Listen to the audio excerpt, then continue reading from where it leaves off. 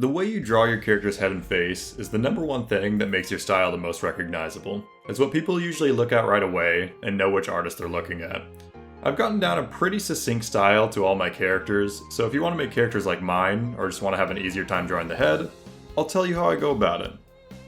These first few faces I drew quickly in a few minutes to showcase how I personally draw heads. The most important aspect that I recommend people who want an easier time getting down the shape is always focus on where the cheeks land. They should always be equal to one another, no matter the angle of the face. I also say to always put them at a lower point than you usually would think to do, because it's a lot easier to change it later on and raise the cheeks to a more masculine character or maybe a more mature feminine character than it is to lower them, because the head is going to be feeding into the cheeks from above. And that's a good point to go off of, is that you do not need to worry about how rounded your circle is or how straight your lines are or if things are adding up, because I say draw a face as neatly as you can quickly and then change it from there. I think it's a lot easier to do that, and instead of trying to make this perfect face from the get-go where you draw lines down from a circle and hope it ends up right, don't worry about it. Just draw quickly and then change it and change it and change your lines during your sketch until it looks correct. Once you start doing that, you'll notice that you'll probably keep making head styles and faces that are very similar to one another, because that changing period where you keep making the lines go to a certain point after you're done drawing them is kind of what creates your style. That plus referencing images, obviously, but when you actually keep messing up, your brain will instantly try to change the head, the whatever you're doing, to a place that you think it looks correct with, and that will make your style.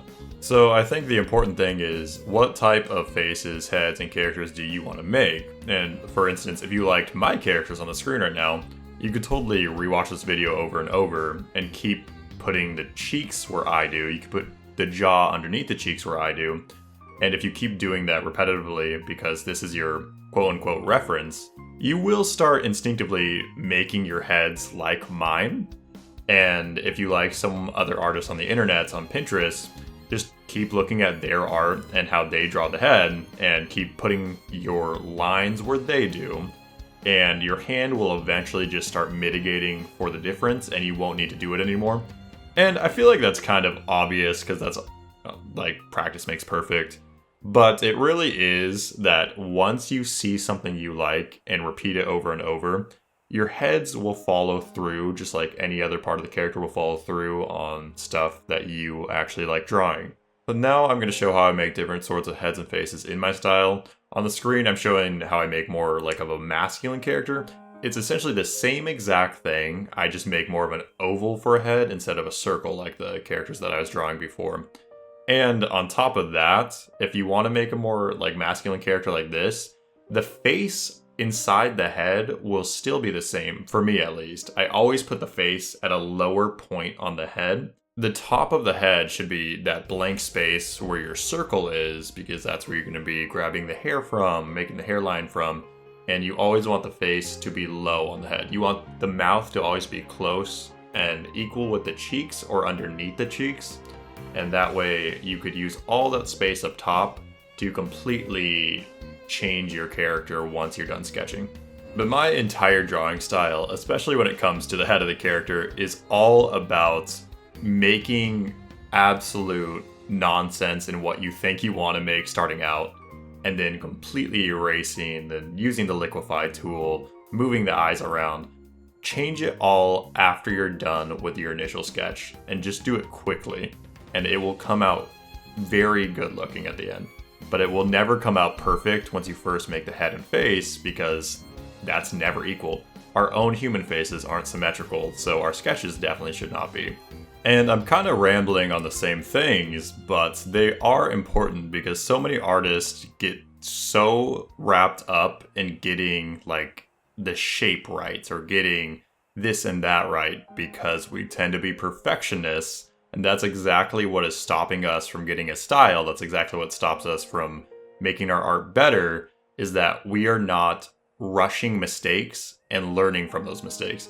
as soon as I stopped doing that and started just rushing my faces and rushing my head shapes, it turned out that I already had a pretty straightforward style and that I was just trying to mitigate to make one all this time, but it was already there.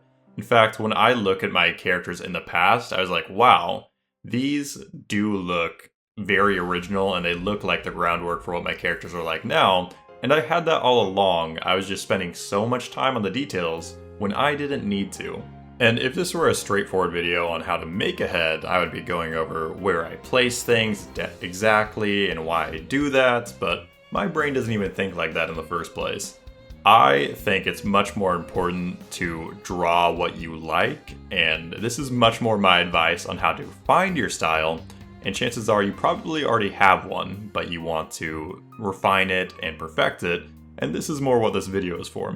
The last thing I'll say is that if you have trouble finding your style, which is something that I never really had a problem with, but I think if I went about it again, or I'm still looking at artists that I love every single day, so I would say find 5 artists that you already like, whether they're mangaka or comic artists or whatever, and just put them on your wall, put them on your side monitor if you have one, put them somewhere where you could see them every single day, so your mind will subconsciously look to them and be like, oh, I want to draw like that, and then your pen will eventually follow your head. That is the best idea that I could really make up on the spot, but it's what I do normally, and it works for me, and I like how my art comes out very much.